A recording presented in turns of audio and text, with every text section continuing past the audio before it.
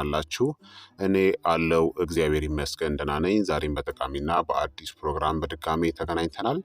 በዛሬው የጤና ፕሮግራማችን ላይ የምንመለከተው የሐብሐብ ፍሬን መጠቀም የሚሰጣችሁ አስደናቂ በርካታ የጤና ጥቅሞችን እናም የሐብሐብ ፍሬን ደግሞ ሲጠቀሙ ጥንቃቄ ማድረግ ያለባቸው ሰዎችስ ምን አይነት ሰዎች ናቸው? እንዴትስ ብትጠቀሙት ይመረጣል? የሚለውን በዚህ ቪዲዮ ላይ ስለ ሐብሐብ ፍሬ በሚገባ ዝርዝሬ የምነግራችሁ ይሆናል ማለት ነው። ይህ የጤና ትምህርት ታዲያ ለበርካታ ሰዎች በጣም ጠቃሚና አስፈላጊ ስለሆነ ሁላችሁም በቅንነት ላይክና ሼር በማድረግ ሌሎችንም አስተምሩ፣ አሳውቁ እላለሁኝ። በቀጥታ ወደ ጤና ትምህርቱ የማልፍ ይሆናል።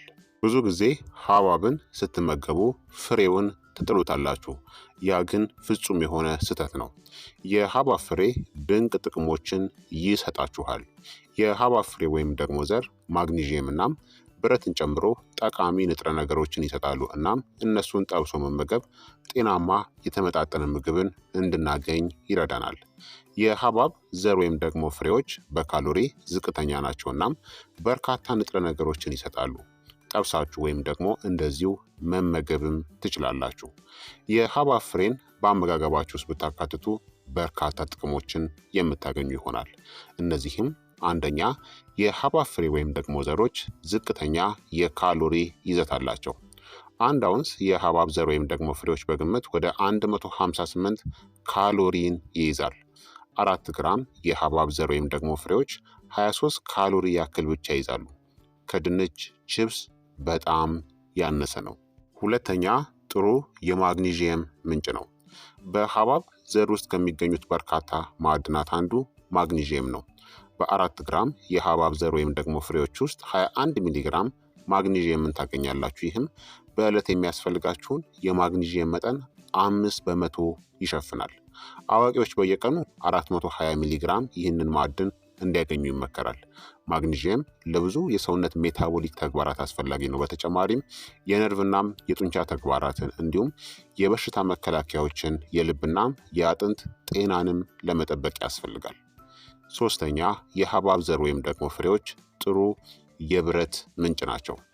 ጥቂት የሐብሐብ ዘሮች 0.29 ሚሊግራም ብረት ወይም ደግሞ አይረን ወይም በዕለት የሚያስፈልጋችሁን መጠን 1.6 በመቶ ያክሉን ይይዛሉ። ብዙ ላይመስል ይችላል፣ ግን አዋቂዎች በቀን 18 ሚሊግራም ብቻ እንዲወስዱ ይመከራል። ብረት ወይም ደግሞ አይረን የሄሞግሎቢን አስፈላጊ አካል ነው። በሰውነት ውስጥ ኦክስጅንን ይይዛል። በተጨማሪም ሰውነታችሁ ካሎሪዎችን ወደ ኃይል እንዲቀይር ይረዳል። ነገር ግን የሐብሐብ ዘሮች ፋይቴትን ይይዛሉ። ይህን የብረትን የመምጠጥን መጠን ይቀንሳል እናም የአመጋገብ ዋጋቸውን ይቀንሳል። አራተኛ፣ ጥሩ ቅባቶችን ይሰጣሉ። የሐብሐብ ዘሮች የሁለቱም የሞኖ አንሳቹሬትድ እናም የፖሊ አንሳቹሬትድ ፋቲ አሲድ ጥሩ ምንጭን ይሰጣሉ። አንድ ትልቅ እፍኝ ወይም ደግሞ 4 ግራም የሐብሐብ ዘር ወይም ደግሞ ፍሬዎች 0.3 ግራም ሞኖ አንሳቹሬትድ ፋት እናም 1.1 ግራም ፖሊ አንሳቹሬትድ ፋትን ይሰጣሉ። የአሜሪካ የልብ ማህበርም እንዳለው ከሆነ እነዚህ ቅባቶች የልብ ድካምናም ስትሮክን ለመከላከል እናም በደም ውስጥ ያለውን መጥፎ የኮሌስትሮል መጠንንም ለመቀነስ ይጠቅማሉ። አምስተኛ፣ የሐብሐብ ፍሬዎች ጥሩ የዚንክ ምንጭ ናቸው። የሐብሐብ ዘሮች ጥሩ የዚንክ ምንጭ ናቸው። በአንድ አውንስ ውስጥ 26 በመቶ የሚሆነውን በቀን የሚያስፈልጋችሁን የዚንክ መጠን ይሰጣል። ወይም ደግሞ 4 በመቶ በቀን የሚያስፈልጋችሁን የዚንክ መጠንን በ4 ግራም ይሰጣችኋል። ዚንክ ለሰውነት በሽታ የመከላከል ስርዓት አስፈላጊ የሆነ ጠቃሚ ንጥረ ነገር ነው። እንዲሁም የሰውነት የምግብ መፍጫ እናም የነርቭ ስርዓቶች የህዋስ እንደገና ማደግ እናም መከፋፈልን ይረዳል። ጣዕሞ እናም ማሽተቶ ስሜትንም ይደግፋል። ሆኖም ልክ እንደ ብረት ፋይቴቶች የዚንክ መሳብን ይቀንሳሉ። ስድስተኛ፣ የሐብሐብ ፍሬዎች የበርካታ ንጥረ ነገሮች ምንጭ ናቸው። የሐብሐብ ዘሮች እንደ ፕሮቲን፣ ጤናማ ስብ፣ ቫይታሚኖች እንደ ቢ ቪታሚኖች እናም ቫይታሚን ኤ ያሉ ማዕድናት፣ ማግኒዥየም፣ ብረትናም ዚንክን ጨምሮ አንቲኦክሲዳንትስ ባሉ ጠቃሚ ንጥረ ነገሮች የተሞላ ነው። የሐብሐብ ዘሮችን መጠቀም ለሰውነታችሁ አስፈላጊ የሆኑ ንጥረ ነገሮችን ይሰጣችኋል። ሰባተኛ፣ የልብ ጤናን ይደግፋል። የሐብሐብ ዘሮች ጤናማ ቅባቶች ጥሩ ምንጭ ናቸው። በተለይም ሞኖ አንሳቹሬትድ እናም የፖሊ አንሳቹሬትድ ፋት። እነዚህ መጥፎ የኮሌስትሮል መጠንን በመቀነስ አጠቃላይ የልብና የደም ስር ወይም ደግሞ የካርዲዮቫስኩላር ጤንነትን በማሻሻል ለልብ ጤና እንደሚረዱም ተረጋግጧል። ስምንተኛ የሐብሐብ ፍሬዎች የምግብ መፈጨትን ይደግፋል።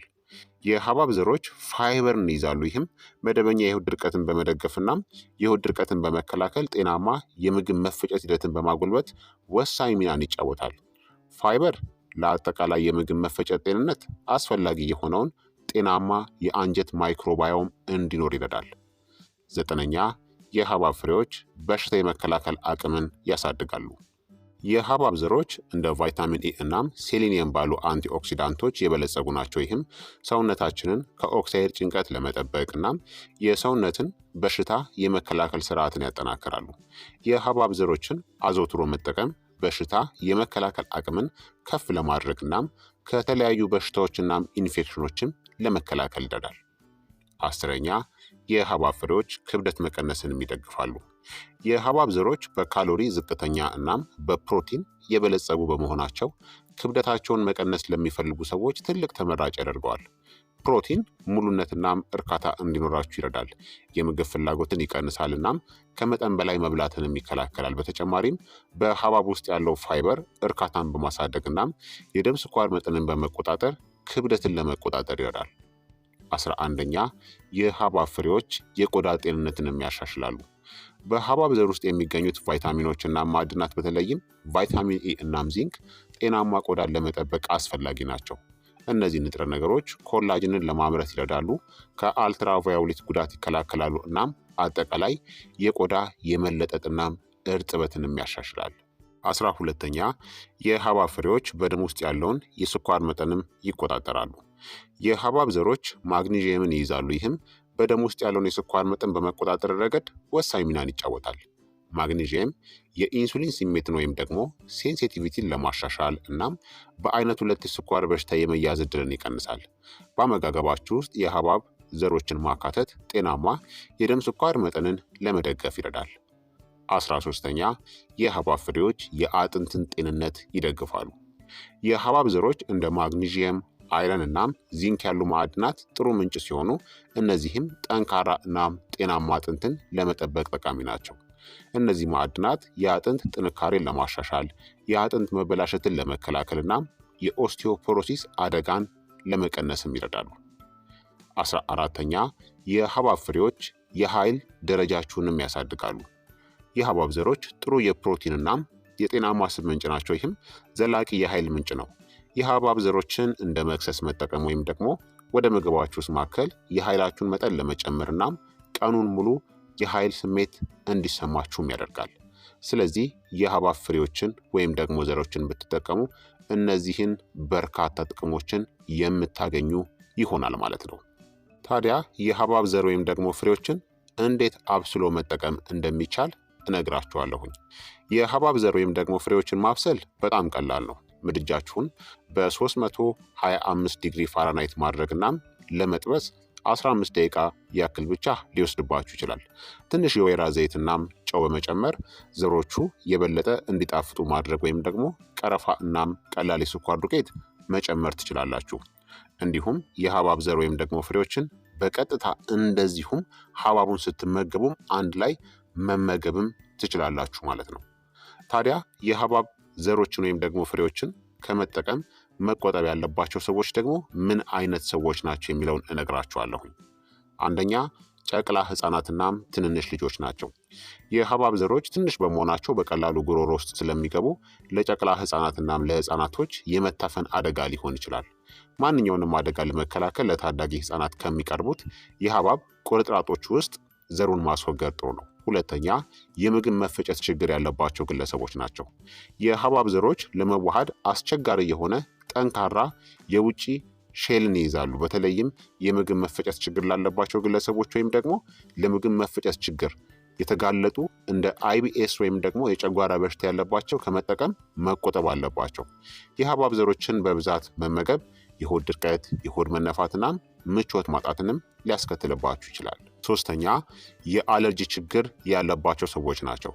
አንዳንድ ግለሰቦች እንደ ማሳከክ፣ እብጠት ወይም ደግሞ አናፊላክሲስ የመሳሰሉ የሐብሐብ ዘር አለርጂ ሊኖርባቸው ይችላል። የሚታወቅ የሐብሐብ ዘር አለርጂ ካለባችሁ ምንም አይነት የአለርጂ ምላሾችን ለመከላከል የሐብሐብ ዘሮችን ከመመገብ መቆጠብ ጥሩ ነው። አራተኛ የጥርስ ህመም ያለባቸው ግለሰቦች ናቸው። የሐብሐብ ዘርን መመገብ እንደ ደካማ የኢናሜል የጥርስ የመቦርቦር ባሉ የጥርስ ጉዳዮች ላይ ጉዳትን ሊያደርስ ይችላል። የዘሮቹ ጠንካራ ሸካራነት ጥርስን ሊጎዳ ወይም ደግሞ ያሉትን የጥርስ ችግሮችን ሊያባብስም ይችላል። እንደዚህ አይነት ችግር ካለባችሁ ሐብሐብን ከመብላታችሁ በፊት ዘሩን ማስወገድ ወይም ደግሞ ዘር የሌላቸውን ዝርያዎች መምረጥም ጥሩ ነው። አምስተኛ ነፍሰ ጡርናም የሚያጠቡ ሴቶች ናቸው። ጥቂት የሐብሐብ ዘሮችን መመገብ ለጉዳት የሚዳርግ ባይሆንም እርጉዝ ወይም ደግሞ የሚያጠቡ ሴቶች ከላይ በጠቀስኳቸው ችግሮች ምክንያት ከፍተኛ መጠን ያለው የሐብሐብ ዘርን ከመውሰድ መቆጠብ አለባቸው። የእናትንናም የህፃኑን ደህንነት ለማረጋገጥ ዘር የሌላቸው የሐብሐብ ዝርያዎችን መምረጥ ወይም ደግሞ ከመመገባችሁ በፊት ዘሩን ማስወገድ ጥሩ ነው። ስለዚህ በአጠቃላይ እንደነዚህ አይነት የጤና ችግር ካለባችሁ ወይም ደግሞ አንዳንድ ችግሮች ካሉ የሐብሐብ ዘር ወይም ደግሞ ፍሬዎችን ከመጠቀም መቆጠብ ያስፈልጋል ማለት ነው። በአጠቃላይ ሰውነታችሁን ማዳመጥናም ማንኛቸውንም ምቾት ማጣት ወይም ደግሞ አሉታዊ ምላሽ የሚያስከትሉ ከሆነ የሐብሐብ ዘሮችን ወይም ደግሞ ፍሬዎችን ከመውሰድ መቆጠብ አስፈላጊ ነው። የሐብሐብ ዘሮችን ስለመብላት የሚያሳስባችሁ ነገር ካለ ለግል ምክር ከጤና እንክብካቤ አቅራቢያችሁ ጋር መማከር ጥሩ ነው ማለት ነው። ስለዚህ ክቡራትና ክቡራን ተመልካቾቼ የዛሬው የጤና ትምህርቴ እንግዲህ ይህንን ይመስል ነበረ። የሐብሐብ ዘር ወይም ደግሞ ፍሬዎች የሚሰጧችሁን አስደናቂ የጤና ጥቅሞችን በዚህ ቪዲዮ ላይ ነግሬያችኋለሁኝ።